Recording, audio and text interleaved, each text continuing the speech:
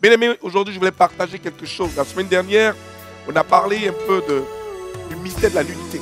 Et aujourd'hui, nous parlerons un peu du manque de connaissance. Le manque délibéré de connaissance, je pense. C'est-à-dire, vouloir pas apprendre. Ne vouloir volontairement, ne même pas s'instruire. Ou bien, ne même pas accepter les instructions que Dieu donne. Quand on parle de connaissance, il faut qu'il y ait d'abord instruction. On te donne quelque chose pour apprendre afin que tu connaisses. Celui qui donne est maître de cette connaissance-là, détient les facultés de ce qu'il donne et connaît les conséquences de ce qu'il va donner sur notre vie. Et l'Éternel a une alliance avec Israël. Il lui a dit, c'est moi qui suis sorti du peuple d'Égypte, de la maison de Pharaon, pour traverser la mer Rouge. Aujourd'hui, on a tapé, on s'est assis et on a résolu que vous deviez respecter mes préceptes et mes commandements afin de pouvoir bénir mon peuple plus tard.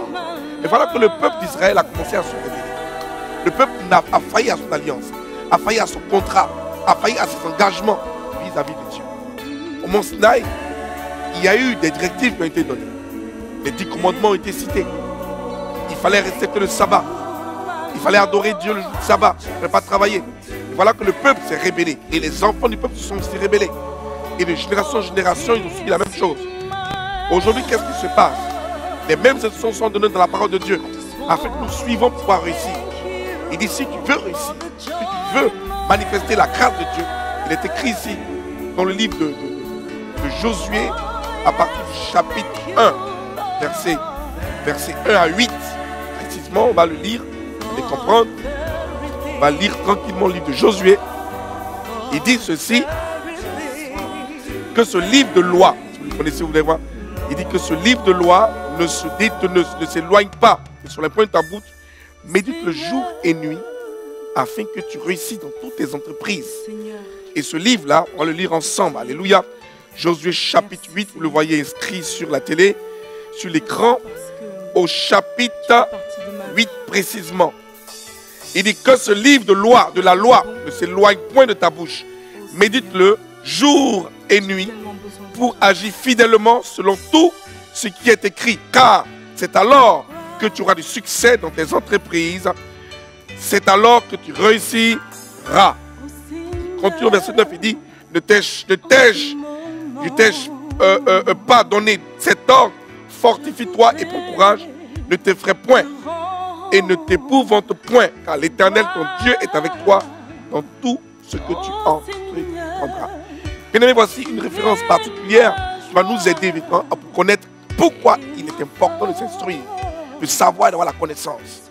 Dès l'instant où, quand on parle de connaissance, on ne dit pas de bouquiner tous les livres, bien d'aller dans les mathématiques, dans les physiques, dans les chimies, mais la meilleure connaissance, c'est la parole de Dieu. C'est-à-dire se soumettre aux Écritures, s'affectionner des Écritures, connaître la parole, demeurer dans la parole, gérer la parole et vivre selon la parole. C'est la meilleure connaissance. Bien aimé, si véritablement ce que je dis te touche le cœur, tu dois t'affectionner, méditer la parole de Dieu, la lire et la méditer, voire même essayer de l'enseigner, exhorter ton frère afin de mieux maîtriser ce que tu as appris dans la parole de Dieu. Alors, Dieu nous dit que nous pouvons réussir dans ta société. Dans ta société, par exemple, de fabrication, ta société de gardiennage, ta société, par exemple, de lait. Dans tout ce que tu as comme entreprise, Dieu dit, tu dois réussir. Mais la condition, c'est que tu ne puisses pas véritablement t'écarter de ce livre de loi que tu as.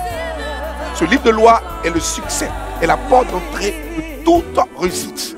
Le royaume de Dieu nous est donné au travers de ce livre de loi.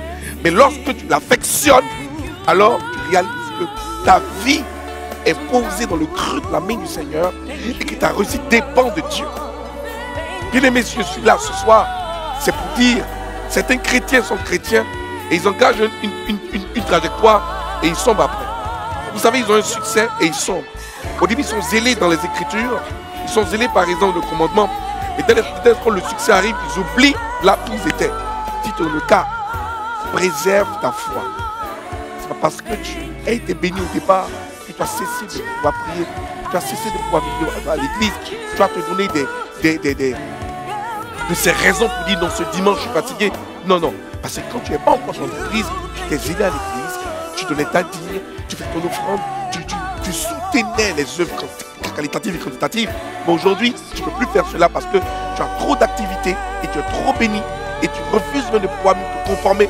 Ta Bible, tu l'as rangée, tu l'as mis dans le placard parce que tu as tout appris. Non, frère. Non. Parce que Osée dit quoi? Il dit mon peuple est détruit. Il n'a pas dit, il dit est détruit pour faute et manque de connaissance. Il faut éviter de pouvoir toujours dire que tu connais. La béatitude la plus importante dans les 9, il dit ceci: heureux les pauvres en esprit, quand le royaume de Dieu les appartient. Lorsque tu es pauvre en esprit, ça ne veut pas dire par exemple que tu es démuni, non. Ça veut dire par exemple que tu dépends toujours du maître des esprits, c'est-à-dire Jésus, Yeshua. Lorsque tu dépends de lui, tu peux dire que tu es pauvre en esprit parce que tu ne fais toujours qu'apprendre. Il est l'alpha, il est l'oméga, le premier et le dernier, celui qui demeure toutes choses, le maître de toute connaissance. Il est omniscient, omnipotent, omniscient au-dessus de la science, omnipotent, tout puissant, omniprésent. Il est partout à la fois, à la même seconde. Donc l'Esprit de Dieu est partout, là où tu es. Et il regarde tes activités. Je vais t'exhorter pour que tu comprennes que revient là-bas. Je vais m'arrêter là pour cette semaine. Et nous allons réellement continuer l'enseignement la semaine prochaine sur Tribu des Nations, sur la chaîne UTV. Je vous remercie, que Dieu vous bénisse. Si ce message t'a fait du bien, tu vas dire ou tu vas répéter par la parole du Seigneur Jésus. Je te demande pardon. J'ai péché contre toi.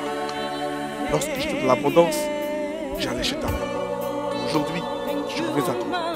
Bénis ma vie. Permets que je retrouve encore mes amis, ma société, mes amis. Permets que je puisse être zélé comme ton départ. Seigneur, bénis-moi, ne me lâche pas.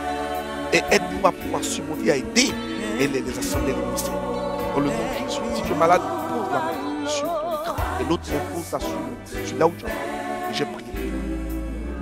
Seigneur, souviens-toi de celles et ceux qui posent leurs mains sur cet écran.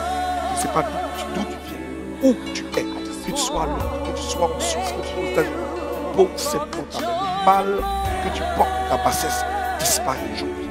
Nom de Jésus, je commande dans le nom puissant de Jésus que ton mal disparaisse, que la guérison arrive à l'instant même. Au nom de Jésus, je déclare dans les cieux, je déclare sur la terre, je déclare que la puissance de l'Esprit de Dieu soit sur toi. Au nom de Jésus de Nazareth, viens rétablir le règne de toi. Bénis Seigneur Père sa vie et donne-lui de rentrer dans ses principes de vie. Dans le nom puissant de Jésus, disons tous Amen.